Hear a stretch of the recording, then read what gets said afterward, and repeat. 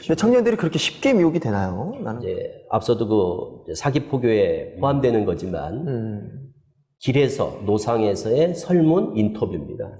반드시 며칠 있다 전화가 온다는 거예요.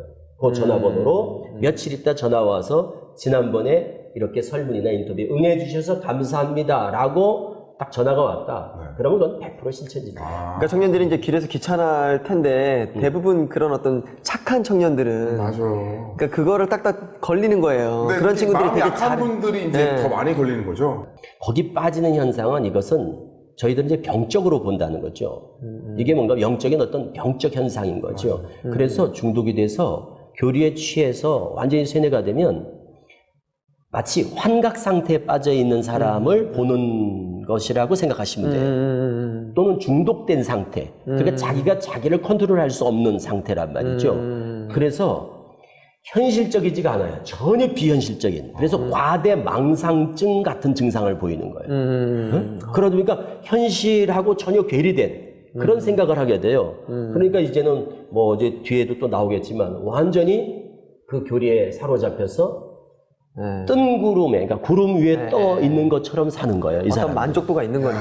그러니까 현실에서 멀어지니까 다시 이거를 눈을 뜨고 현실로 돌아갔을 때 닥칠 그런 여러 가지 그 문제들. 극단적으로 이런 거죠.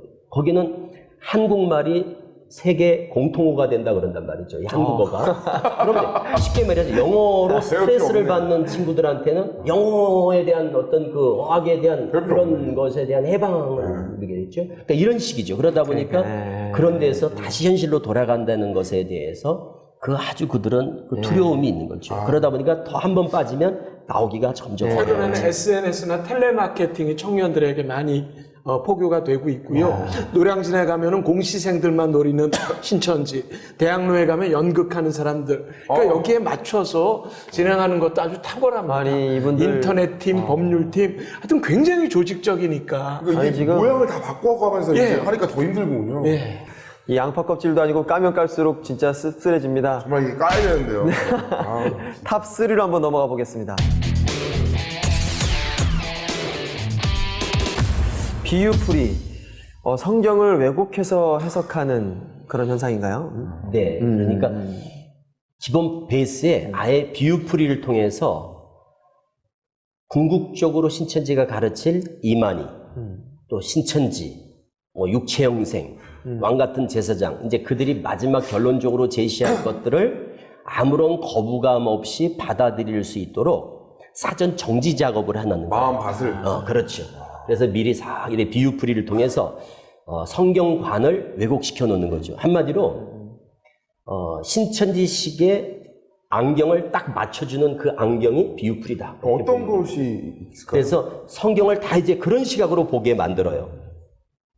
마치 수학 공식처럼. 그러니까 영화 가면은 이게 3D 영화 그러면 빨간 안경 그렇죠. 쓰듯이 빨간 안경을 씌우면 다 빨갛게 보이듯이 신천지식의 비유풀이를 빨간 글씨 아니면 다 안 보이는 거죠.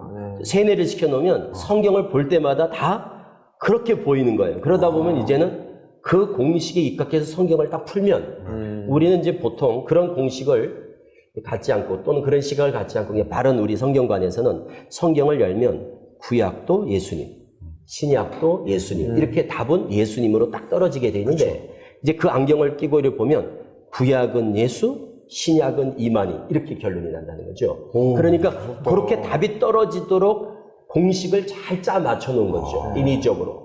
그러니까 이것 교리 또한 사기 교리인 거예요. 사기 교리 그걸 하려고. 쉽게 비유할 수 있는 단어 하나 뭐 좀 예를 설명할 들어서 수 있으면. 제일 먼저 배우는 비유. 이제 우리 시청자분들께서 꼭 이제 알았으면 좋겠다 하는 거는 제일 먼저 가르치는 비유가 마태 13장 31절 32절에 겨자씨 비유라고 우리가 알고 있는 비유가 있어요. 천국은 마치 밭에 갖다 심은 겨자씨 하늘 같은데 이 겨자씨가 처음에는 작은 것이로도 자란 후에는 나물보다 커서 큰 나무가 되니까 공중에 새가 와서 그 가지에 깃들인다 이런 비유가 있습니다. 그쵸.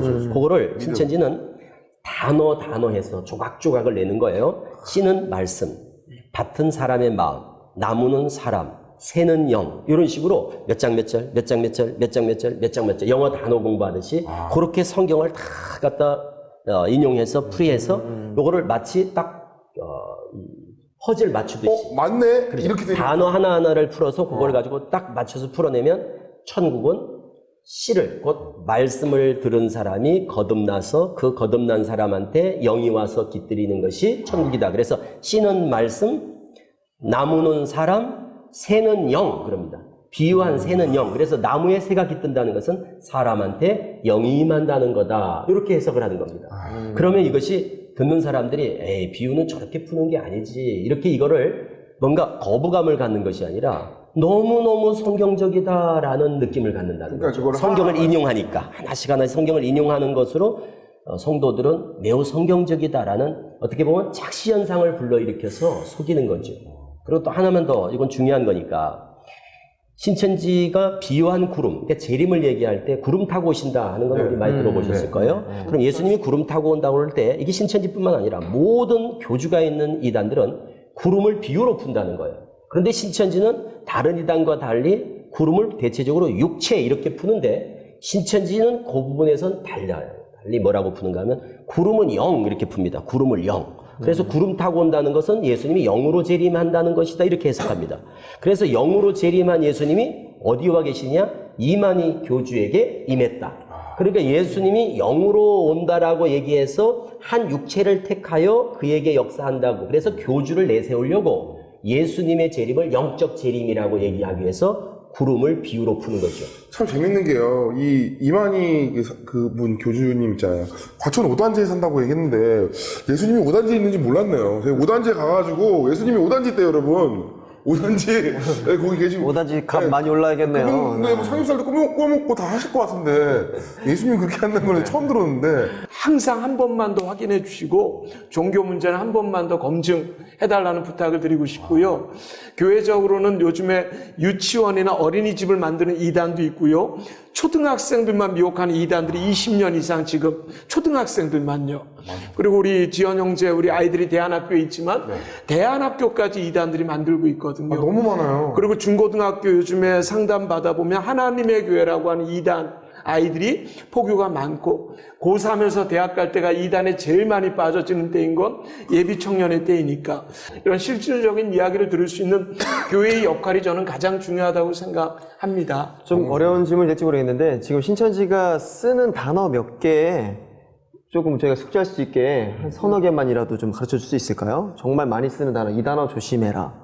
제가 좀 준비한 게 원래 있었는데요. 그러세요? 이 사람들은 워낙 세뇌를 많이 당해서 실수를 많이 해요. 그래서 실수해서 걸렸던 경우가 많거든요. 그래요? 네네. 그래서 우리는 보통 여선교회, 여전도회라고 하는데 이 사람들은 분여부라고 하는 표현을 많이 써서 조심하고 보통 우리는 정통교회라고 기성교회라고 하는데 얘네들은 기존교회라고 보통 이렇게 이야기하는 걸 쓰고 성경 공부 장소를 복음방이라고 하는 표현도 쓰고 복음방. 그리고 신천지로 들어갈 때 유월했다라고 하는 표현도 쓰고요. 유월. 넘어갔다 이거야. 예. 그리고 목사님 말씀해 주셨지만 단어가 너무 많이 들어서 씨나 밭이나 배멸구라고 하는 단어, 나무 이런 단어가 입에서 이렇게 실수할 때 나와서 이렇게 잡혀지고 발각된 경우들이 많답니다. 그래서 이런 단어만 조금 조심해도 도움될 것 교회 같아요. 안에서든지 조심하면 봐야 되는 그리고 거죠. 항상 실수하는 신천지들이 좀 많아요. 그래서 저 같은 사람 신천지 하면 다 걸릴 거예요. 그러니까 신천지가 쓰는 이 단어들을 어느 정도 알아두면 예방법이 될 수 있을 것 같습니다. 예. 신천지 연관 검색어 탑2로 넘어가 보겠습니다. 교주의 신격화는 이단의 어떤 전형적인 특징인 거죠? 네, 이단 중에는 교주가 있는 이단도 있지만 그냥 교리적으로 이단성이 있어서 이단이라고 이제 정제되는 이단도 있습니다. 근데 신천지 같은 경우 이제 또 앞으로 또 다루겠지만 뭐 하나님의 교회 그리고 JMS, 뭐 통일교, 뭐 전도관 이런 데는 이제 교주가 있는 경우죠. 신천지도 이제 교주형 이단이라고 할 수가 있죠. 그런데 이제 이 교주가 있는 경우는 이것은 뭐 이단의 어떤 논란의 여지가 없다고 아, 봐요. 여지가 아주 있다면? 극단적 이단이죠, 이거는. 완전히 그냥. 얘기 들어보니까 뭐 우리나라에 뭐 하나님이 몇 명이고 예수님이 몇 명. 우리 아까 녹화하기 전에 네. 우리나라에 하나님이 한 20명 정도. 20명 정도. 재림 예수가 50명 정도. 50명. 성령님이 몇 명 있어요? 성령님은. 성령님도 뭐 적진 않을 거예요. 많더라고요. 다윗 왕도 있고 모세도 다윗? 있고 뭐 많더라고요. 예수님의 엄마라고 하는 사람. 그럼 하나님 어머님 믿는 건 좀 그렇지 않아요? 내가 하나님 어머님 믿거나 뭐 이모님 믿거나 이건 좀 아닌 것 같은데. 그 신천지 같은 경우는 이만희 교주를 계시록에 나오는 뭐 이긴 자, 또 요한복음에서 예수님께서 약속한 보혜사 성령. 그러니까 보혜사 성령이 이만희 교주에게 임했다. 그래서 영계의 보혜사도 있지만 육계의 보혜사도 있다. 그래서 이만희 교주를 그냥 보혜사 선생님 이렇게 이제 우리가 옛날에 이제 사석에서 보혜사 선생님 이렇게 이제 불렀단 말이죠. 그러니까 보혜사. 그렇다면 이만희 교주에게 하나님의 이름이 기록돼 있고 예수님의 새 이름이 기록돼 있다. 그러므로 이만희 교주를 보는 것이 예수님을 보는 것이고 하나님을 보는 것이다라는 겁니다. 그들은. 그러니까 하나님은 영, 예수님도 영적 존재니까 이만희 교주는 육이다. 그러니까 하나님의 영과 예수님의 영이 이만희 교주 육체에게 임했다. 이게 삼위일체라고 설명을 한다. 그러니까 이만희 교주를 보혜사 성령 자리에 놓는 거죠. 그러니까 그거는 우상화, 신격화라고 이야기할